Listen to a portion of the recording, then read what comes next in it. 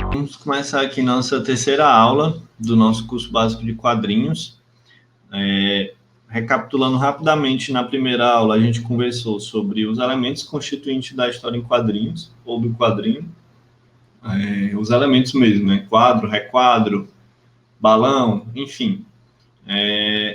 E eu chamei a atenção para a possibilidade da gente mexer na estrutura de cada um desses elementos para valorizar o que você quer contar para a história.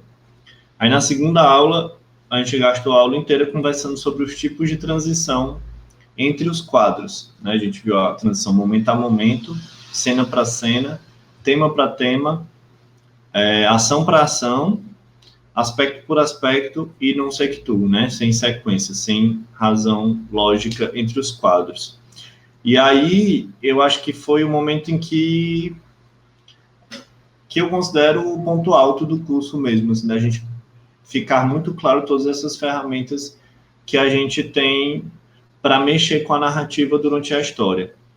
Tem outros elementos que a gente poderia conversar bastante ainda. A gente poderia conversar sobre composição dessas imagens, sobre fluxo de leitura, ordem de leitura, né, que varia no nosso quadrinho ocidental e no mangá, por exemplo.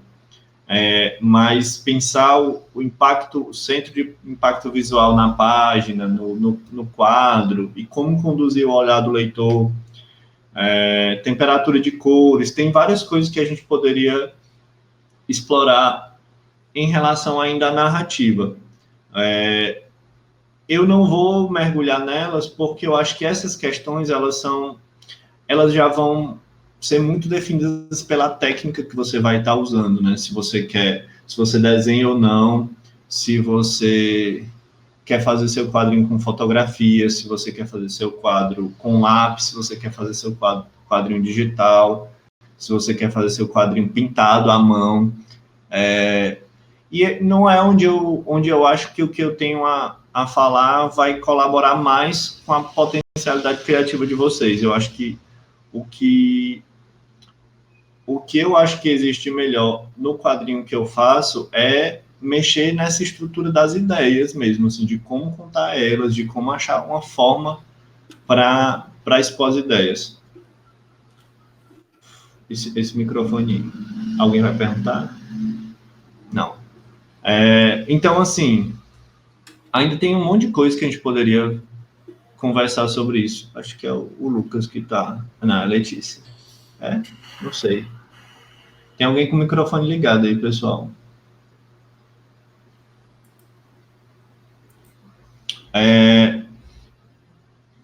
Então, o que eu guardei para a gente conversar sobre hoje eu vou mostrar bem mais exemplos para vocês de quadrinhos meus, na maioria dos casos. E eu adiantei ontem já o que seria o tema dessa nossa aula, né? Que são as etapas da criação do quadrinho. Bobagem, Arthur, era só para a gente tirar o ruído mesmo. Eu adiantei um pouco, né, o que seriam esses pontos, que é o primeiro, o argumento, né, que acho que eu já expliquei ontem, eu vou só relembrar aqui para se alguém não tivesse, mas o argumento é muito simples. Basicamente, o argumento é a sua ideia, a ideia da sua história, em um parágrafo, 2, uma página no máximo, assim, o cinema, vários desses termos, como vai ficar bem claro no roteiro, eles são meio roubados do cinema mesmo, né? O cinema também tem um argumento. E um argumento de uma longa-metragem, ele pode ter muitas páginas, ele pode ter, sei lá, 14, 15 páginas. Mas ele é uma ideia geral do que acontece na história, ele não é específico, ele não divide cenas, ele não divide número de páginas, ele não fala nada sobre a estrutura, se isso vai ser impresso, se vai ser um quadrinho digital. É a ideia em um parágrafo. Sei lá, se você for definir o argumento de Turma da Mônica, é uma turma de 5 amigos, vizinhos, cada um tem suas peculiaridades e é a vida deles, né? Seria um argumento bem aberto, porque É uma história bem aberta, né, da Turma da Mônica. São várias histórias, na verdade. Mas é isso, sei lá, se você vai pegar o que é o argumento de Walking Dead, é a história de um apocalipse zumbi vista pelo ponto de vista de um policial que estava em coma. É isso, você não precisa ser mais detalhado do que isso em um argumento. Você pode ir um pouco além, você pode, no caso do Walking Dead, por exemplo, você pode falar a história é focada mais no drama que essa nova situação causa nas pessoas do que na ameaça dos zumbis em si. Mas você não dá detalhes sobre como é que essa história acontece. Por exemplo, o Walking Dead, ele é lançado em edições mensais, era, né, que acabou. Em edições mensais de 24 páginas, formato americano, mensalmente, e tem arcos de história e é uma história com começo, meio e fim. Esse tipo de determinação de formato, de periodicidade, de volume, já vai para o planejamento do roteiro. O argumento já não dá conta disso, né? Alguma dúvida do que é argumento? Eu imagino que não, mas a gente nunca sabe, né? Se tiver, vocês me digam. A próxima etapa é o roteiro. Como eu falei ontem também, na anterior, nem todas essas etapas são obrigatórias. Tem autor ou a equipe criativa que pula etapas dessas, assim. Por exemplo, eu escrevo muito pouco argumento. É bem raro, assim, na verdade. Eu também não escrevo muito roteiro, não, mas eu faço um guia de roteiro, pelo menos, assim, de planejar número de páginas, de planejar se é para o impresso, se é para o digital. Existe um trabalho de roteiro mais obrigatório no meu trabalho, mas tem gente também que não escreve, né? O roteiro, eu acho que todo mundo aqui tem alguma ideia na cabeça do que é um roteiro, né? Muito provavelmente o roteiro de cinema e não o roteiro de quadrinhos, até porque não existe um modelo consolidado de como é que se escreve um roteiro para quadrinhos. Mais uma vez, a gente pega emprestado do cinema, mas eu não vejo com tanto rigor. Como é um roteiro, né? Deixa eu pegar aqui aquele nosso exemplo de ontem do nosso amigo que passou 10 anos preso e que foi tomar um café, né? Isso seria o argumento, né? Vamos desenvolver o roteiro disso. Aí a gente já começa. Página 1, né? Digamos que vai ser impresso. Vamos supor que o padrão, página 1. E aí você fala um pouco sobre essa página, sei lá, 4 quadros do mesmo tamanho. Então você já imagina aí essa página dividida em 4 partes e que nenhuma delas tem, a princípio, um grande destaque em relação à outra. Aí você vai descrever quadro 1. No cinema, aqui nesse momento, você já teria algumas informações obrigatórias importantes. Por exemplo, se a imagem que a gente está vendo ela é externa ou interna, e se é dia ou noite. Por que essa informação é importante para o cinema? Isso aqui é uma informação que vai impactar na equipe, no equipamento, no horário que isso vai ser filmado. Por exemplo, se for uma interna, não tem tanta importância se é dia ou se é noite. Mas se é uma imagem externa, em ambientes abertos, a gente já sabe que essa imagem ou só vai poder ser filmada de dia ou só vai poder ser filmada de noite. Então, por isso que eu digo que essa informação já não é tão importante para os quadrinhos, mas muito autor de quadrinho coloca, por uma formalidade, por costume, mas porque também para o desenho, de alguma forma, essa informação já é uma informação a mais, né? Vai ser, se eu peço para um de vocês desenhar essa história para mim, vai fazer diferença para vocês saber se isso é dia ou se é noite, né? E aí, na sequência, você descreve o quadro 1, né? Eu digo se é externo ou externa ou não, se eu preferir eu não digo, e aí eu falo um restaurante ou café não muito cheio. E nosso protagonista senta na mesa. Na mesa não, né? Senta na cadeira. Sozinho. Aí aqui, no nosso roteiro, a gente pode ter uma descrição do personagem, pode ter uma descrição do cenário, pode ter uma descrição do ângulo de visão que a gente está vendo essa cena. A gente está vendo essa cena de cima para baixo, de baixo para cima, reta, é um plano muito aberto, é um plano muito fechado. Tudo isso você pode descrever no roteiro, ou não, ou você pode deixar isso a cargo da imaginação de quem vai desenhar. Esses processos no quadrinho são muito fluidos de equipe para equipe. Ou, às vezes, você mesmo vai desenhar a sua história, então não precisa de tanto detalhe assim, né? E aí, se você for ter balões de fala, normalmente você destaca aqui também. Balão 1, e aí você coloca o que tem no conteúdo do balão.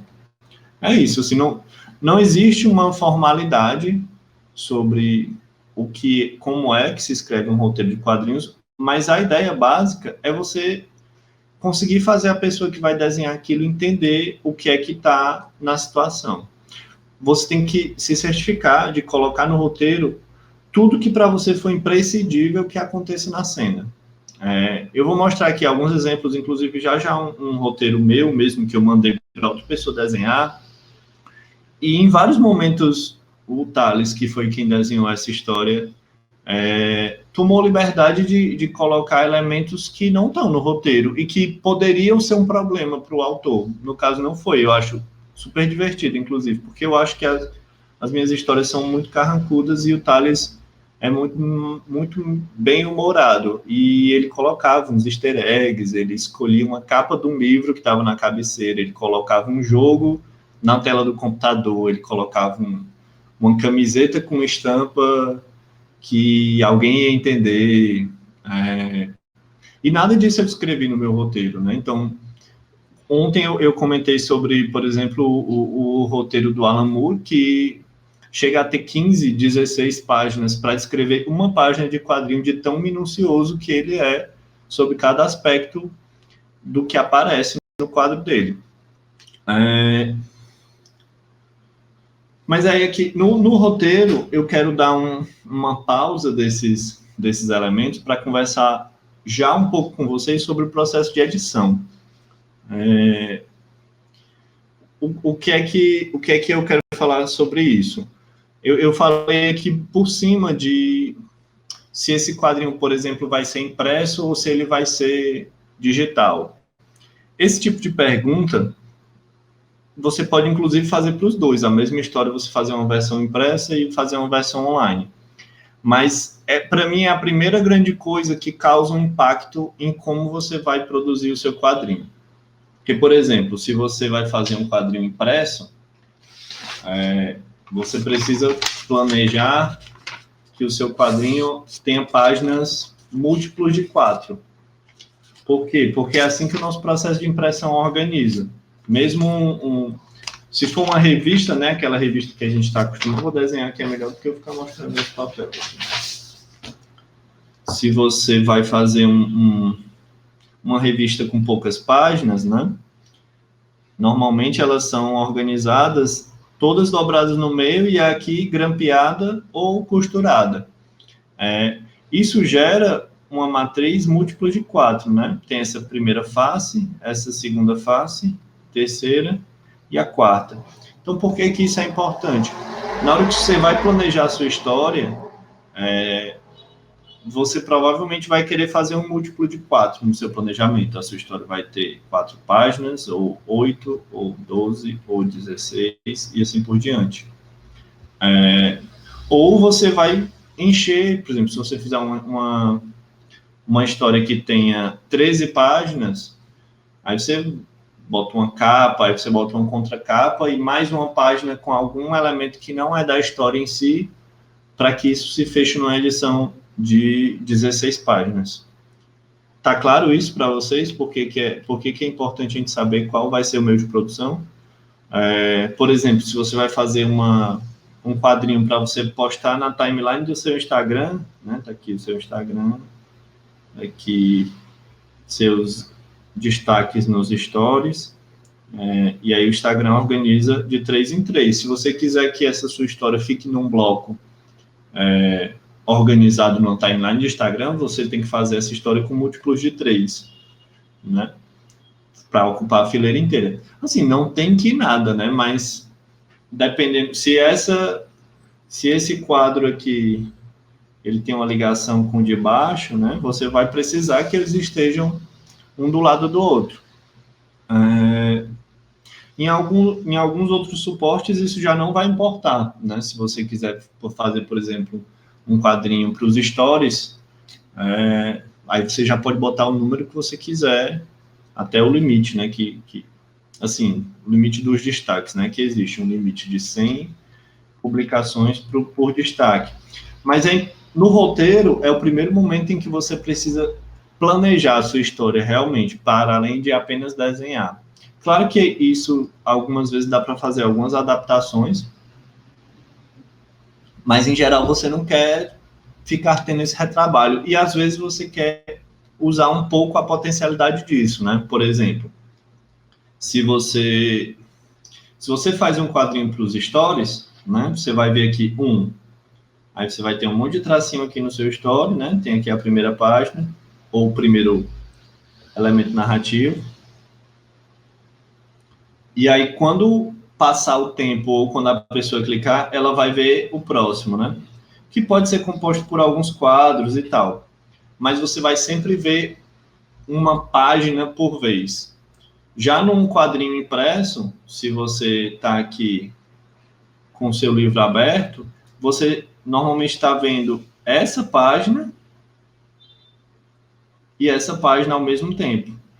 Isso pode ter um impacto na sua história, né? Aqui pode ter um segredo que quando a pessoa estiver lendo esse quadro aqui, não é para ela saber ainda, né?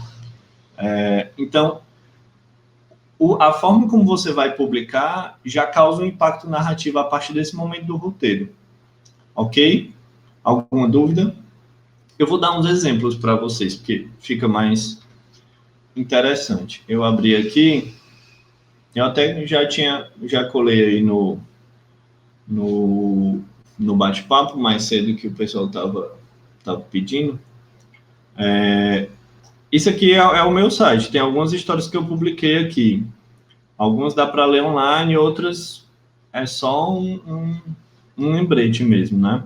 Mas eu tenho aqui, por exemplo, essa história aqui, o Mar. Ela foi feita para o impresso. Eu nunca imprimi essa história, né? Foi uma das coisas que eu desisti de lançar, mas ela foi pensada na estrutura do impresso. Ela tem 16 páginas, né? Múltiplo de 4, e ela foi pensada com a virada de página, né? Tanto que eu publiquei online, mas numa plataforma de PDF, né? Que você tem essa estrutura de publicação mesmo, né? Depois vocês podem ler, se quiserem lá no site. Deixa eu passar essa ambulância aí. Mas é uma publicação bem padrãozinha, assim, com começo, meio e fim, né? Com número de páginas múltiplo de 4 e que foi pensada para essa estrutura. Já, por exemplo, aqui eu publiquei um quadrinho que foi feito para o Instagram.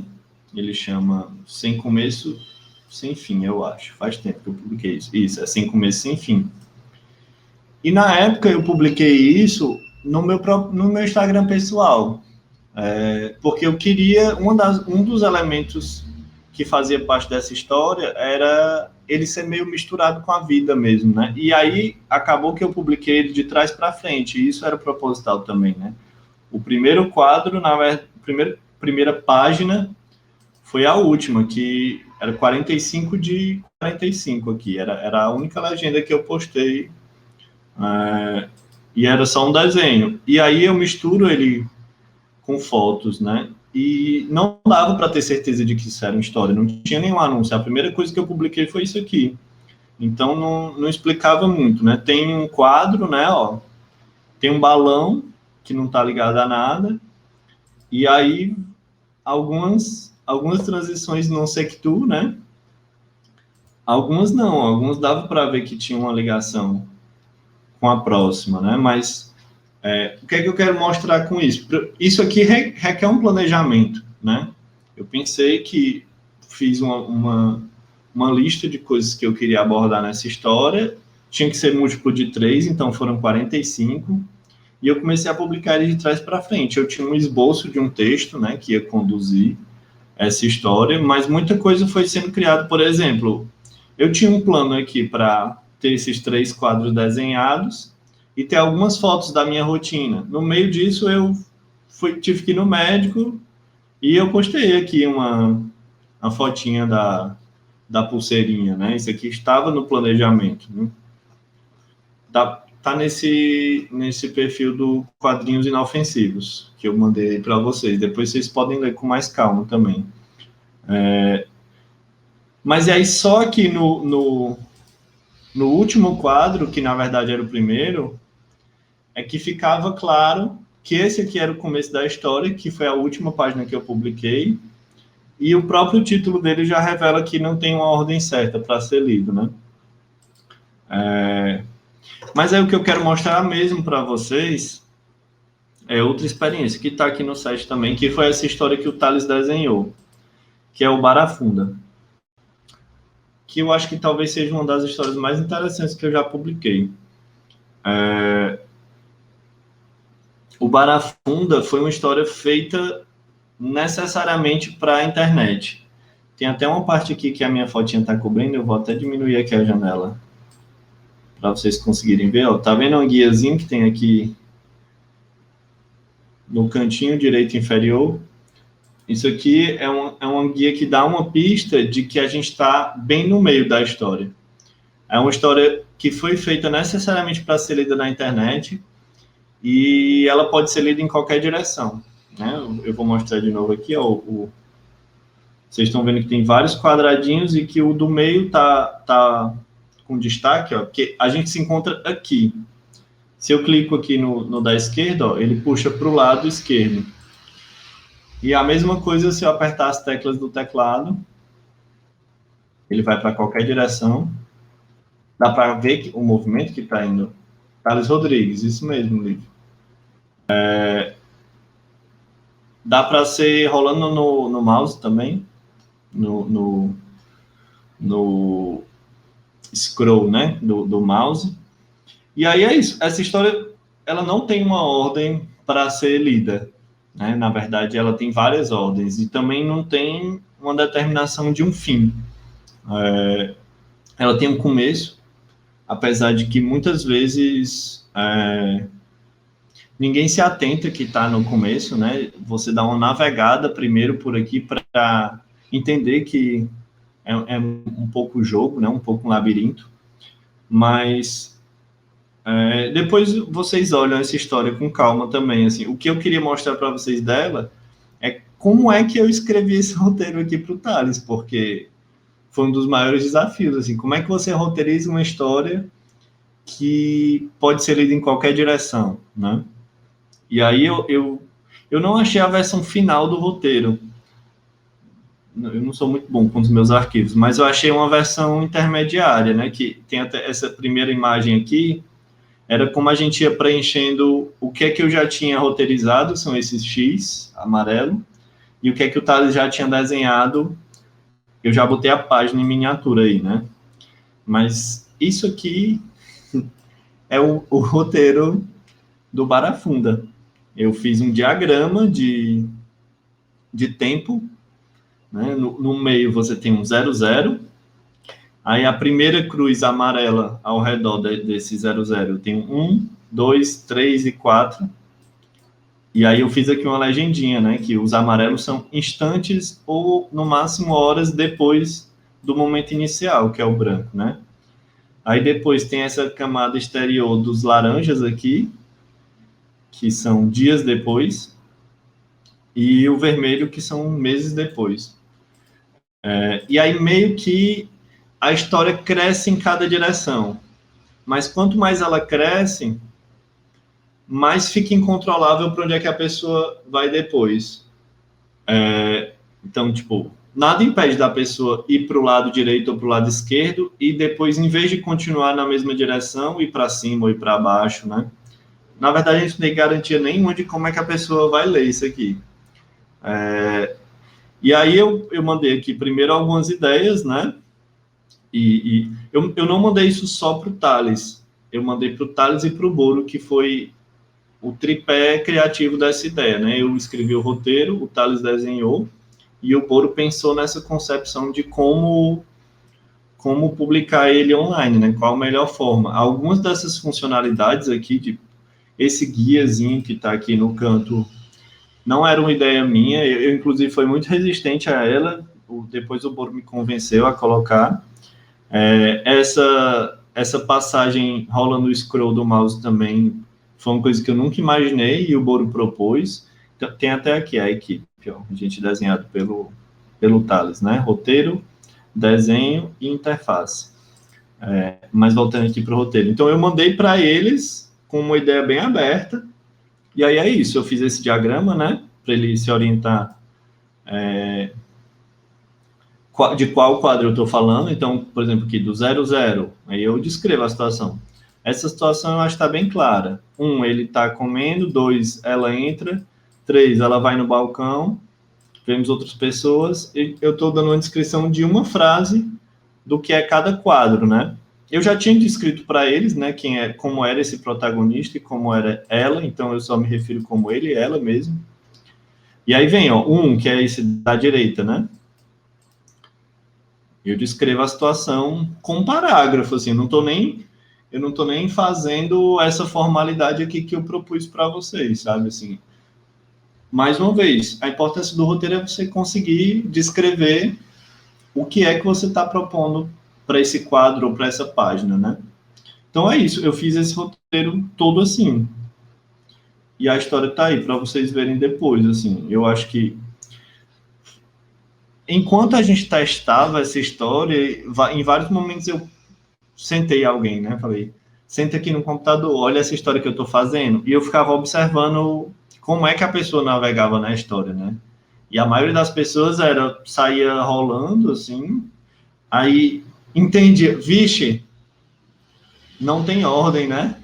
Aí ficavam procurando onde era que estava o primeiro, mas acabou que a pessoa não tinha prestado muita atenção assim que abriu, então não conseguia nem reconhecer, né? O Thales usa cores parecidas, e aí ficava meio perdido, pedia orientação, né? Tipo assim, como é que eu leio? Não sei, me diga aí como é que você lê. E muitas vezes também eu mandei para alguém só o link e falei, lê aí, me conta essa história. E as histórias são completamente diferentes, assim. No total, essa história pode ter mais de 2 milhões de resultados, né? Porque você não tem controle quando é que a pessoa vai parar. Eu posso subir aqui, né? O que é que aconteceu aqui? Ele viu a gata, deixou lá o café dele e foi atrás dela, viu ela lá do outro lado da rua, correu e foi atropelado. E aí, nesse caminho aqui, ele acorda no hospital com soro, tá passando o Jornal Nacional lá atrás, ó, mais uma das coisas que o Thales fez e que não estava no roteiro, né, gaiatice dele. E aí ele olha para o lado e ela tá lá, lendo o livro, que o Thales não sabia, mas esse é um dos meus livros favoritos. E aí o bicho pegou e botou a capa aqui. Mas aí aqui, ó, porque a câmera tá mesmo em cima. Vocês estão vendo aqui que eu tô no limite de cima da história, né? Ó, eu fui para cima 2 vezes e eu chego no topo. E aí, se eu for para cima de novo, ele vem para um lugar meio aleatório, assim, você talvez não reconheça nem que esse é o mesmo personagem, né? O que é isso? Que situação é essa? Eu não tenho controle da ordem que a pessoa vai ler isso. E mais importante, eu não tenho controle da hora que a pessoa vai parar, da hora que a pessoa entende, ok, isso aqui é um fim, acabou. Então, mesmo uma história tão aberta quanto essa, a etapa do roteiro, ela serve para você se comunicar com a equipe, se for mais de uma pessoa, e para você planejar como é que isso vai ser, né? Assim, essa história, por mais aberta que ela fosse, ela já tinha um número definido de páginas desde o começo, né? Eu não podia extrapolar esse diagrama aqui que eu fiz, né? Que eu nem sei quantas imagens são. 24? Acho que são 24. Então, voltando aqui ao nosso... O Lucas está dizendo que precisa ter um desapego bem grande com os caminhos da história, né? Assim, eu acho que eu ultrapassei um pouco nesse roteiro, né? Porque os pontos mais difíceis de roteirizar foram esses azuis, né? Esse azulzinho aqui, 21, 22, 23, 24.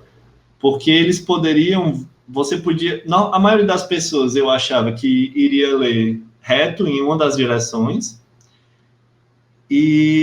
ou, sei lá, na diagonal, mas quando você esbarra num dos limites, quando você aperta para o lado esquerdo, ele não vai mais para o lado esquerdo, eu não faço mais a mínima ideia do que o leitor vai fazer, né? Se ele vai para cima, se ele vai para baixo.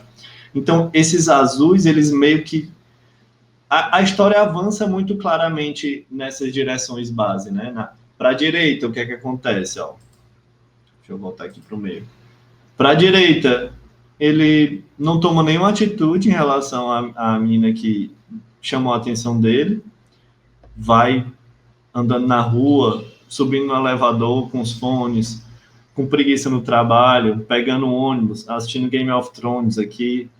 E aí, quando ele vai dormir, ele lembra da imagem dela. Aí eu vou mais um para a direita, e aí ele tá meio com a cara de doido no mesmo café, como, sei lá, se ele tivesse ficado meio obsessivo e tivesse ficado indo sempre para esse mesmo lugar para ver se via essa menina de novo. E aí entram várias meninas e ele vai embora, é meio que um final meio perdido, assim, né? Se eu vou para cima, né, que foi o que eu mostrei para vocês, ele se acidenta e a menina, por algum motivo, está lá no hospital esperando por ele. Se eu vou para a esquerda, ele sai, pede o número dela, eles saem e ficam. E aí, se eu vou mais para a direita, rola uma viagem, sei lá, para um acampamento, ele toca no violão, ela fotografando, é um romancezinho, né? Será que aqui eu estava querendo estimular as pessoas a falarem, né? Porque ela dá uma olhadinha para ele aqui, né? Nessa primeira página. Aí você indo para baixo, ele tá com preguiça no trabalho, toma um banho, vai para uma balada, pede 2 cervejas, chega em outra gata, casa e tem filho. Enfim, nas linhas retas, eu acho que eu tinha uma história bem contadinha para cada lado, né? Mas quando você vai para o meio, fica uma coisa meio confusa, assim. Às vezes, você tem uma interseção aí de 2 caminhos que eles se encontraram ou que eles não se encontraram. Tem, inclusive, páginas muito parecidas aqui, né? Mas já gastei muito tempo com Barafunda. O que eu queria mostrar disso aqui era como você pode resolver o seu roteiro, né? Por mais absurda que seja a sua ideia. Mas vamos voltar aqui para a nossa luzinha, né?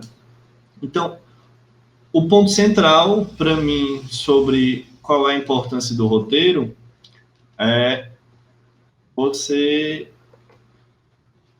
organizar suas ideias,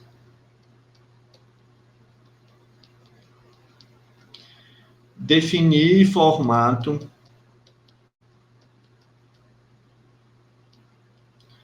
e planejar a sua publicação. Certo? Se você vai mandar esse roteiro para outra pessoa, aí eu acho que você tem que ter um cuidado maior de explicar cada situação. Mas o texto disso mesmo é muito simples. Não precisa ser uma coisa muito formal. Depois do roteiro, a gente tem a etapa do layout, que eu acho, normalmente é onde quando eu vou desenhar minhas próprias histórias, eu começo pelo layout, na verdade, né? Eu tenho uma ideia e eu planejo como é que eu quero mostrar essa ideia. Acabei de falar que você precisa fazer o roteiro para você planejar sua publicação, mas nem sempre. E aí eu vou mostrar outro exemplo para vocês. Na verdade, acho que é a história mais recente que eu publiquei. Não, está aqui. Isso aqui é uma história que, né, quando eu comecei a desenhar, eu não tinha nome para ela ainda. É tanto que os arquivos estão como trajetória. E eu não tinha nenhuma perspectiva de publicação. Eu apenas comecei a desenhar mesmo. Isso eu acho até que eu tenho o próprio vídeo. Dá para mostrar para vocês o próprio vídeo mesmo. Eu viajei para São Paulo em agosto de 2019 e eu gosto de, às vezes, quando eu estou andando sozinho na cidade, fazer uns vídeos mesmo e guardar isso de referência, né? E aí eu fiz esse vídeo no celular de um trajeto. Eu fui resolver alguma coisa em algum lugar e eu filmei.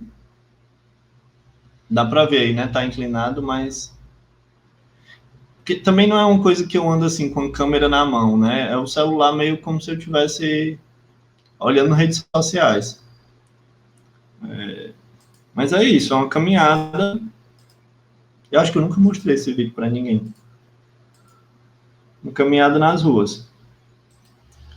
E meses depois disso, eu fui fazer um backup, né? Eu troquei o celular acho que era iPhone, eu troquei por um Android.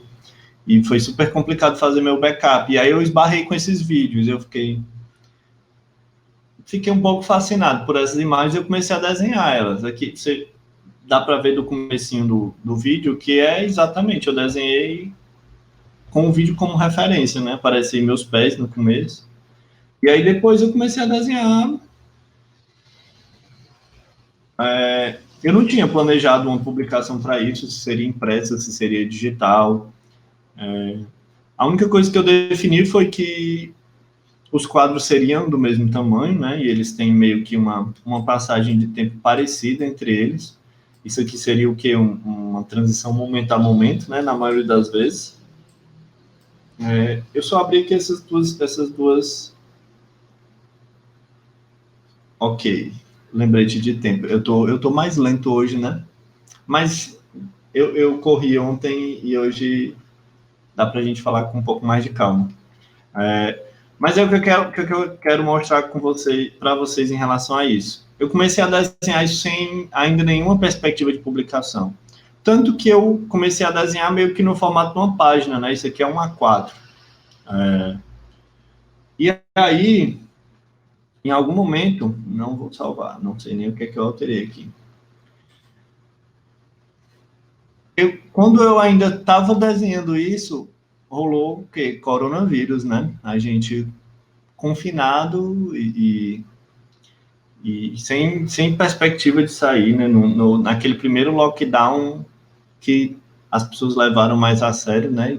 Em março, eu percebi que eu estava desenhando uma história de um passeio que eu não sabia quando é que eu ia dar de novo, né?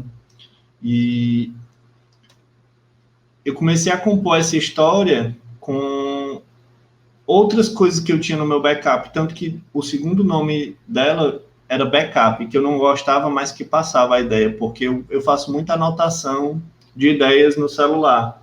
Então eu tinha várias notas ou rascunhos de e-mail para mim mesmo, com textinhos que eu gostava, e eu comecei a compor isso dentro dessa própria história. E aí, quando a gente deparou com essa impossibilidade de sair de casa, eu decidi fazer ela em stories, né? Eu tenho aqui também nesse mesmo Instagram do quadrinho inofensivo. Mas aí, por que eu estou mostrando isso para vocês? Porque fica claro ó, como, diante de uma nova ideia de publicação, eu subverti aquele layout básico dela de quadros do mesmo tamanho, de vários quadros numa página, para 3 quadros por história, né? Ó. E eu publiquei essa história completa nos stories, acrescentei os textos. e dá para ler ela todo. E aí eu rebatizei ela de completamente outra coisa, né? Ficou Saudade Percurso ou Notas sobre a Saudade. E, de repente, uma situação totalmente nova deu sentido a essa história, sabe? E era uma história que talvez fosse uma dessas histórias que eu nunca teria publicado se não tivesse falado dessa coisa do confinamento, né, do lockdown. Eu reorganizei esses textos e coloquei eles, e a transição meio que se conduziu por si mesma nessa estrutura de história. Eu não vou mostrar ela toda aqui, mas vocês podem ver depois, tá? Nessa história fixa. E aí eu comecei a brincar com essa dinâmica que só era possível nessa nova mídia que eu tinha adotado, né? Que era dos stories. De tipo, aqui, nesse momento, você olha para uma nuvem, e aí eu fixei essa nuvem de alguma forma aqui em vermelho. Enfim, tem outra coisa que eu acho legal, é que tal hora ele pega no celular para botar a música. Ele, porque não era mais eu aqui, né? Já virou um personagem, eu era só uma referência para desenho, né? E aí eu botei realmente uma música aqui no Spotify, né, para tocar, porque essa possibilidade do Story abrir essa janela, né, que no impresso eu jamais teria como colocar uma música para rodar aqui no meio da minha história, né? Então, assim, o que eu estava falando sobre isso? Estava falando sobre o layout. O layout, ele é meio que uma etapa naturalmente desdobrada do roteiro, né? O roteiro diz o que você vai contar em cada página, em cada unidade narrativa, e o layout é meio como você vai organizar esses elementos, né? Se você 3 quadros do mesmo tamanho podem ser assim, ou podem ser assim, ou podem ser assim, né? O roteiro pode definir isso, mas é você que vai definir no layout. E o layout me ajuda muito a planejar uma coisa que eu acho muito importante nos quadrinhos, que é ritmo, né? E você vê mesmo numa história como essa, do Saudade Percurso, que eu segui meio um modelinho que é padrão para todas as páginas, né? Eu continuo chamando de página porque a gente se acostumou com essa unidade narrativa da página, embora a página só faça sentido na revista e no livro, né? Mas em alguns dos stories eu vou fazendo esses quadros irem desaparecendo, né? Então, essa coisa do ritmo, da quantidade de quadros, da proximidade desses quadros, do tamanho desses quadros, é uma coisa que eu gosto de decidir visualmente. E o layout, ele é visual. O roteiro, ele pode até forçar uma barra para imaginar como é que vai ser a visualidade disso. Mas você não vê ainda, né? Quando você olha para o layout que você está fazendo, você consegue repensar algumas coisas e potencializar algumas ideias, né? Essas 3 etapas são as etapas de planejamento. As próximas já são etapas de execução, né? Quando você tem um roteiro e um layout definido, você parte para o desenho. Aí é realmente testar como é que você vai criar essa imagem de cada quadro. E aí, a arte final que vem na sequência, talvez tenha letreiramento aqui no meio, mas dependendo da técnica que você usa, que era uma coisa que inclusive o Breno estava perguntando aqui antes da gente começar a aula, né? Se você desenha no papel ou direto em algum programa, qual é o programa? Eu já faz um tempo que eu desenho direto no digital. O Lucas está perguntando se no layout já indica onde vão ser os balões. Sim. Até porque, Lucas, a posição do balão, aqui atrás você não precisa desenhar uma coisa que vai receber um balão por cima, né? Na oficina de quadrinhos que eu participei, tinha uns desenhistas muito virtuosistas que às vezes a gente pedia assim, ei, eu fiz vários letreiramentos para histórias dele, porque ele desenhava no papel mesmo e tal, ele era ruim de computador. E às vezes eu dizia, Fred, deixa um espaço para botar o balão, porque eu tô matando teu desenho aqui, porque tu não deixa espaço. E ele, eu não consigo. O bicho saía fazendo detalhe em tudo quanto é canto. Então, assim, você pode deixar isso a cargo de outra pessoa, como o Fred fazia comigo, mas é legal você já planejar um espaço mais vazio, né? Um espaço que não vai ter impacto. Nem sempre isso funciona até o final, porque às vezes você aumenta o texto, ou às vezes realmente não cabe o que você planejou. Mas é legal você já prever isso no layout. O layout ele é a etapa para planejar a visualidade da sua página. Mas aqui, desenho e arte final.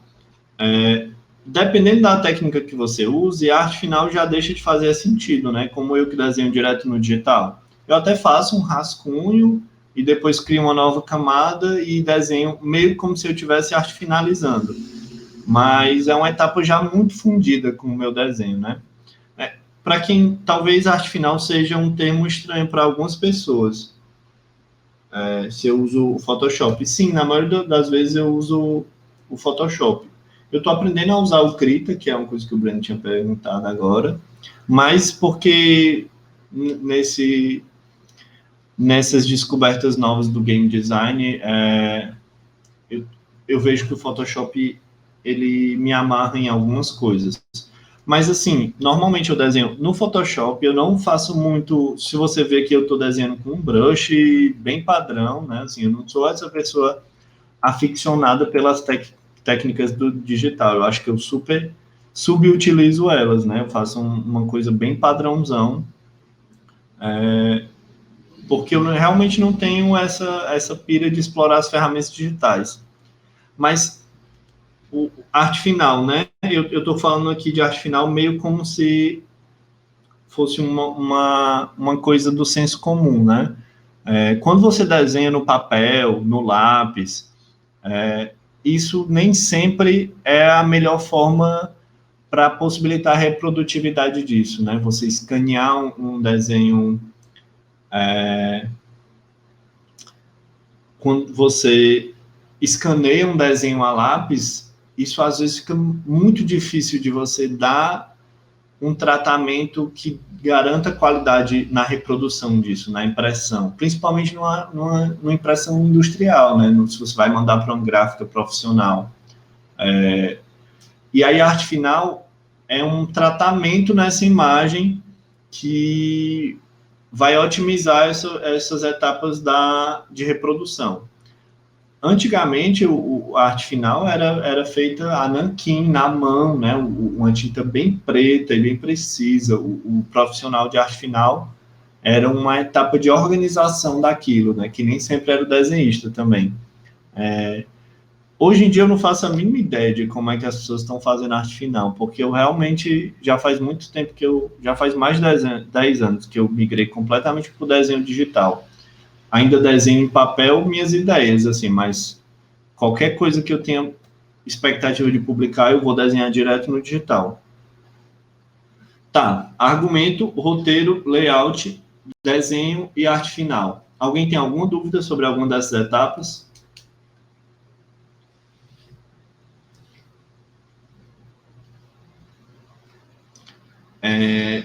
Depois dessas etapas, né, tem o letreiramento aqui que eu meio que pulei,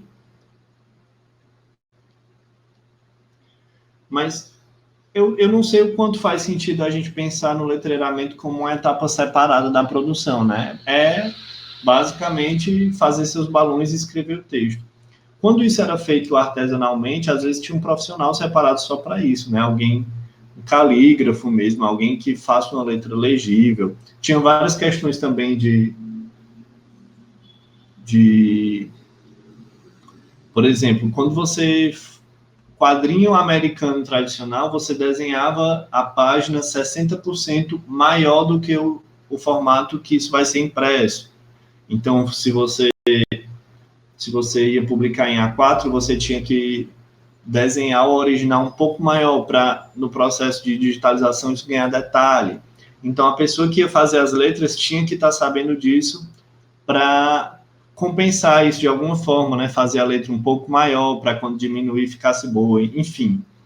eu acho que essa questão do letreiramento, para mim, ela é um pouco datada a esses processos pré-computador, sabe? Mas, sim, se sua letra é ruim, se você não gosta, se você acha que não tem clareza, essa etapa ela pode ser considerada separada para dar uma garantia de legibilidade para o texto, se o seu quadrinho tiver texto. Mas, assim, para mim, dessas etapas todas, é uma etapa claramente menor, assim, é uma etapa meio técnica, não é uma etapa da criação. E eu acho que eu estou mais interessado em conversar com vocês sobre as etapas da criação mesmo. Mas depois dessas etapas, né, tipo, o desenho de cada página da sua história está pronto, aí a gente passa para as etapas editoriais. Mas aí depois da arte final, a gente vai para as etapas já de edição mesmo, né, que são a diagramação e a edição. Pode ter também tratamento de imagem, se você fizer, principalmente se você fizer os desenhos artesanalmente, escaneia, isso vai ser editorado, requer um tratamento dessa imagem, né? Abrir, como existe na fotografia, qualquer coisa que vai ser impressa, reproduzida, precisa de alguns cuidados, né? Precisa estar em CMYK a imagem, precisa estar uma resolução de 300 dpi, são coisas bem técnicas que já são do trabalho de design gráfico mesmo, não são coisas exclusivas dos quadrinhos. Qualquer material gráfico que for rodar em um livro, ela precisa ter um tratamento, né?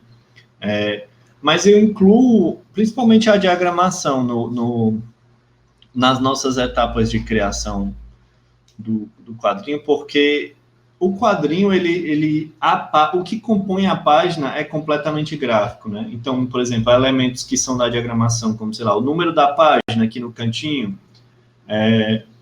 são coisas que podem interferir na sua história, né? Então, quando você está planejando a sua história, apesar de não ser uma obrigação do quadrinista, né, dependendo da editora ou de como você esteja publicando, isso inclusive ser vetado a sua participação, às vezes a gente edita obras de autores que já morreram, né? Então não tem como a pessoa interferir. Mas é legal você planejar essa diagramação de alguma forma também, né? Se você quer uma margem maior aqui de espaço antes de começar os seus quadros, ou mesmo isso aqui que eu acabei fazendo nesse quadrinho, né? É um quadrinho que foi planejado inicialmente com vários quadros na página, isso é um layout, mas é a diagramação também, e que eu readaptei para outras circunstâncias. Então, apesar de ser uma etapa já da pós-produção do quadrinho, né, da parte editorial, é uma coisa que você pode acabar interferindo, né? E a edição, o que eu falo da edição aqui não é de um editor, não é de uma revisão, mas é a unidade da edição, né? Se for um quadrinho mensal de 24 páginas, planejar essa edição, né? Planejar... esse era um dos motivos que eu abri aqui o mar para eu mostrar para vocês. Essa aqui foi uma das muitas histórias que eu fiz e que eu não escrevi roteiro, né? Eu não tinha um roteiro. Eu não tinha nenhum layout, na verdade. Eu comecei a desenhar desenhando. Mas eu sabia o que eu queria contar com essa história, né? O grande lance dessa história para mim é isso aqui, que eu relembrei que eu já tinha esse fato, mas ele era muito absurdo para mim, que minha avó nunca viu o mar. Minha avó é viva, tem 80 anos, eu acho, 82, e nunca viu o mar. Nunca foi na praia, nunca pisou na areia da praia.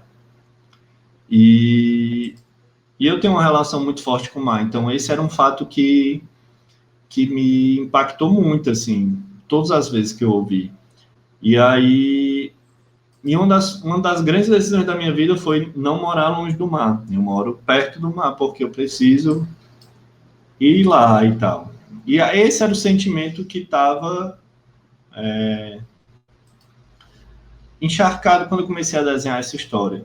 E eu sabia como é que eu queria terminar.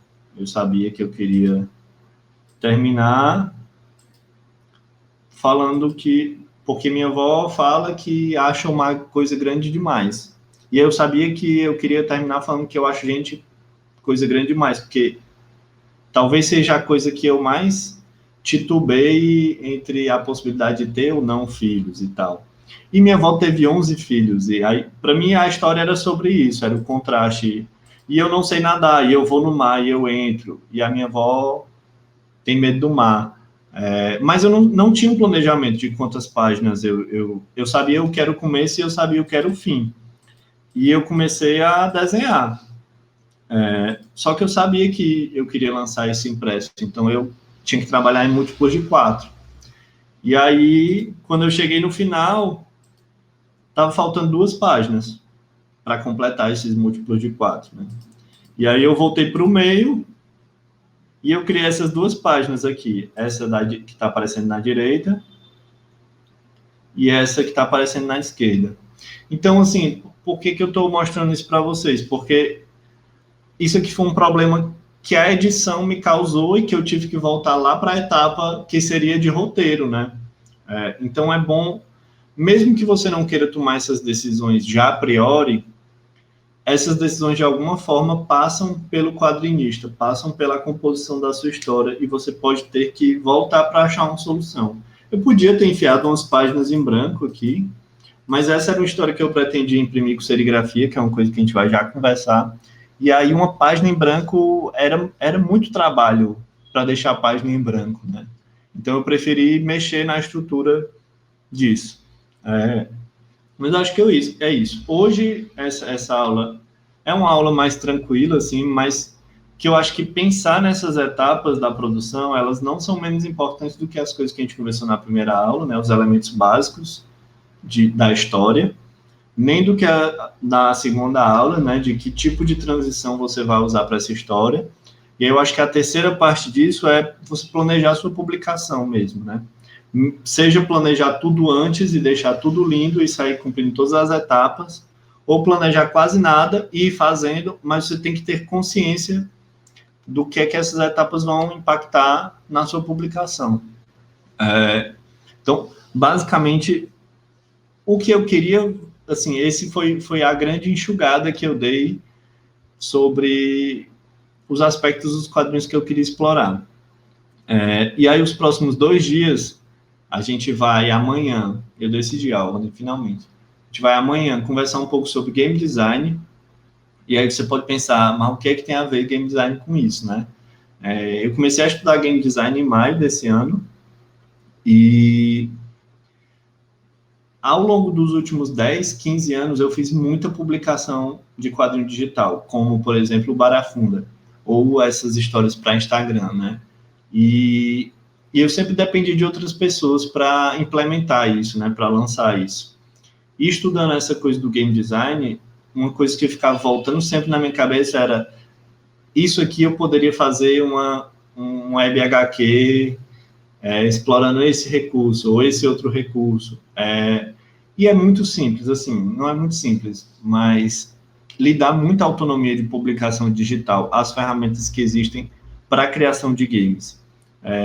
E aí, amanhã eu vou mostrar um basicão, assim, bem básico, mas que já abre as possibilidades, com Godot, Breno, que já abre algumas possibilidades de tipo de coisa que a gente pode fazer com quadrinhos sem gastar R$1, né? Apenas com a sua disposição e com a força de trabalho. Claro que uma aula é impossível da gente fazer uma cobertura decente de como programar um game. E aí eu estou propondo um segundo curso na próxima semana, eu abri as inscrições hoje, até mandei e-mail para vocês com o formulário para quem se interessar, para a gente fazer um módulozinho também de 5 dias, um pouco mais aprofundado nessa coisa do game design. Aí nesse curso eu vou ensinar do zero a gente fazer um joguinho de plataforma simples, né? Plataforma é tipo Mario, né? Um personagemzinho pulando nas plataformas.